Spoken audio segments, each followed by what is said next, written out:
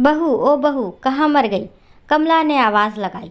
वो अभी सारा काम निपटाने के बाद नहाने के लिए गई थी और सास की हर 2 मिनट में ऐसी आवाज़ सुनने की उसकी आदत पड़ चुकी थी। जरा सी नज़रों के सामने से हटी कि सास चिल्लाना शुरू कर देती। इस बार आवाज़ कुछ ज़्यादा तेज़ थी, कोई अनहोनी ना हो गई हो।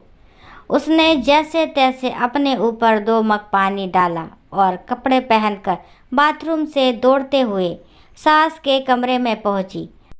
अरे मरी, तुझसे एक काम भी ठीक से नहीं होता? कमला देवी फिर चिल्लाई। क्या हुआ माँ जी? उसने डरते डरते पूछा। हुआ क्या है? दिखता नहीं कमबख्त, ये कमरे में पानी पड़ा है। आज पोछा नहीं लगाया था क्या? अभी कहीं मैं गिर जाती तो मेरी हड्डी पसली टूट जाती। कमला देवी ने चिल्लाकर कहा। लगाया तो था माँ जी, उसने धीरे से कहा। तो ये कहाँ से आ गया? हे भगवान, मेरी तो किस्मत ही फूटी है जो ऐसी लड़की पर मेरे बेटा लट्टू हो गया। ना जाने कहाँ कहाँ से बड़े बड़े घरों से उसके लिए रिश्ते आ रहे थे। अच्छा, अब चल जल्दी से इसे साफ कर दे, सास ने चिल्लाते हुए कहा। उसको पता था कि नहाने जाने से पहले ही उसने पूरा घर साफ किया और ये पानी जानबूझकर उसकी सास ने ही उसे तंग करने और ताने सुनाने के लिए गिराया है। फिर भी उसने बिना कुछ बोले गिरे पानी को साफ कर दिया और अपने कमरे में आकर थोड़ा आराम करने बैठ गई और सोचने लगी, सास की चिल्लाहट अब कौन से काम के लिए बुलाने वाली होगी। उसके लिए ये कोई आज की बात नहीं थी। जब से वो शादी कर इस घर में आई थी, उसके पति के ऑफिस जाते ही ये रोज का नियम था। आज किसी बात पर, कल किसी बात पर। बस उसकी सास को एक बहाना चाहिए था। अगर नहीं मिलता था तो बहाने बनाने की कला में वो माहिर थी। इस रोज रोज की किचकिच से अक्सर वो तंग आ जाती थी, पर कुछ पति के प्यार, कुछ सास की उम्र और कुछ घर की नई बहू होने की वजह से सब बर्दाश्त कर रही थी। उसे खुद ही समझ नहीं आ रहा था कि उसके खुद के वजूद में इतना परिवर्तन कब और कैसे आया। उसको ये भी याद नहीं कि कब उसके अपने घर में उसकी माँ या पिता ने कभी उससे ऐसे सुर में बात की।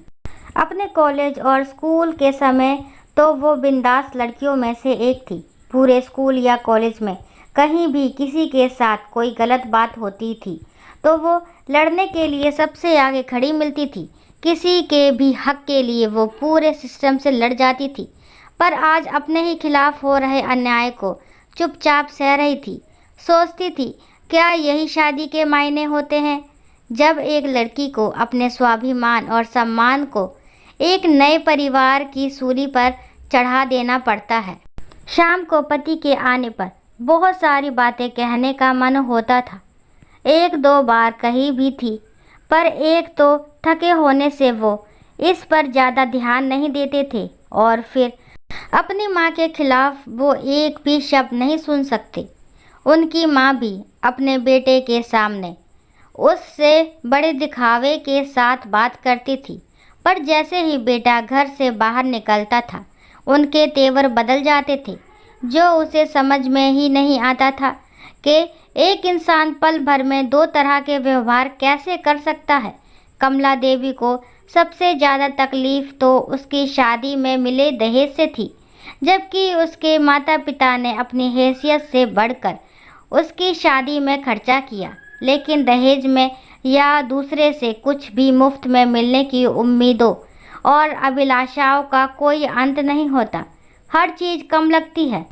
और उसके आने पर सबसे पहले उन्होंने घर की महारिन की छुट्टी कर दी और घर में उसके कदम रखते ही हाथों की मेहंदी का रंग छूटने से पहले ही बाकी कामों के अलावा बाई के सारे काम भी उसके ऊपर आ गए।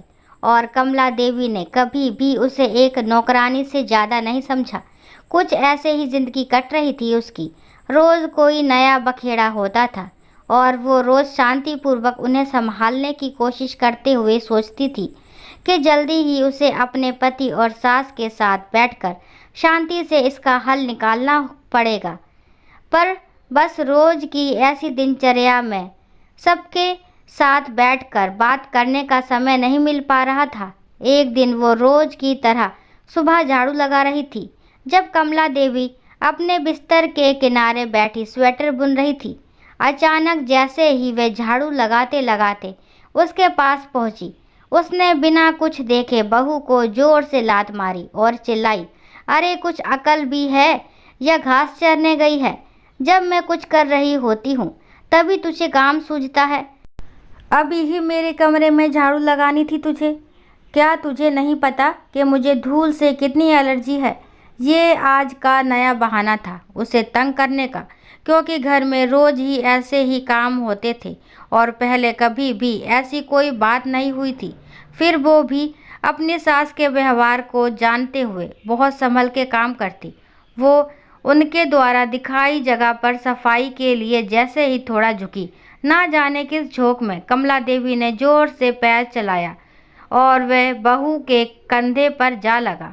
जब तक वो खुद को संभालती उसका सिर सामने की दीवार से टकराया और गिर पड़ी। कमला देवी चिल्ला उठी, क्या हुआ कलमुही, मर गई क्या? उठ क्यों नहीं रही? बचा हुआ काम कौन करेगा? चल उठ। वो उनकी कुछ बातें सुन तो रही थी पर समझ में कुछ नहीं आ रहा था और बड़ी हिम्मत करके जैसे तैसे वो उठने की कोशिश कर ही रही थी कि कमला देवी ने फिर ठोकर मार दी और सिर दोबारा दीवार से टकरा गया। इस बार बहू बेहोश हो गई थी। सास बड़बड़ाते हुए उसे कोसती रही। जब नहीं उठी तो कमला देवी के हाथ पांव फूलने लगे और तुरंत अपने बेटे को घर आने के लिए फ़ोन किया। पति उसे तुरंत हॉस्पिटल ले गया तो कमला देवी भी साथ साथ आई और एडमिशन कराने के समय भी बड़बड़ाई जा रही थी।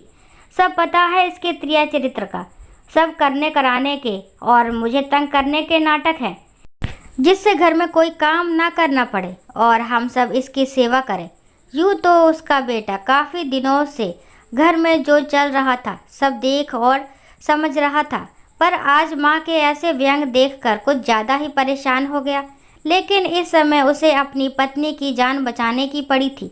डॉक्टर की तमाम कोशिशों के बावजूद सिर के अंदर कोई नस फट जाने से पहले तो वो कुछ दिन कोमा में रही और अगले एक ही सप्ताह में उसने दुनिया छोड़ दी। वक्त के साथ साथ बातें कहाँ छुपती है। धीरे धीरे पड़ोसियों की जुबान पर उसके प्रति कमला देवी के बुरे बर्ताव की बातें सामने आने लगी, जिसमें कमला देवी के बेटे का भी नाम आ ही जाता था। और जब उसको लेकर बातें कुछ ज़्यादा बढ़ने लगी तो उनसे तंग आकर एक दिन कमला देवी के इकलौते बेटे ने पंखे से लटक कर सुसाइड कर ली। अब पूरे घर में दिन भर सन्नाटा रहता था। कमला देवी कुछ दिनों तक लोगों को दिखाई पड़ती रही और अक्सर घर के अंदर से उनकी आवाज़ें सुनाई पड़ती थी, अरे कलमुही कहाँ मर गई? मेरे बेटे को भी साथ ले गई। चल जल्दी आ जा बहू, घर बहुत गंदा पड़ा है, चल थोड़ा झाड़ू पोछा कर दे। फिर उसी लय में रोते रोते उनकी आवाज़ सुनाई पड़ती थी। बहुत अच्छी बहू थी, कभी शिकायत नहीं करी उसने। अभी हॉस्पिटल में है, इलाज चल रहा है। मेरी वजह से उसका सिर फट गया था ना। मेरा बेटा भी उसी के पास है, लेकिन अब तो वो ठीक हो गई होगी। अरे कोई तो उन दोनों को वापस ले आए। अब कि उसे कुछ नहीं कहूँगी। कुछ दिनों के बाद पता लगा कि उनके किसी दूर के रिश्तेदार ने उस मकान को आने पौने दामों में किसी को बेच दिया था, क्योंकि कमला देवी के पागल खाने में भर्ती होने के बाद उस मकान को देखने वाला कोई नहीं बचा था। दोस्तों, आशा करती हूँ ये कहानी आपको ज़रूर पसंद आई होगी। कहानी अगर पसंद आती है तो प्लीज़ मेरे चैनल को लाइक शेयर सब्सक्राइब करना ना भूलें और इस कहानी के बारे में आपके क्या विचार है कमेंट बॉक्स में ज़रूर बताएं। कहानी को लास्ट तक सुनने के लिए थैंक यू। राम राम, राधे राधे।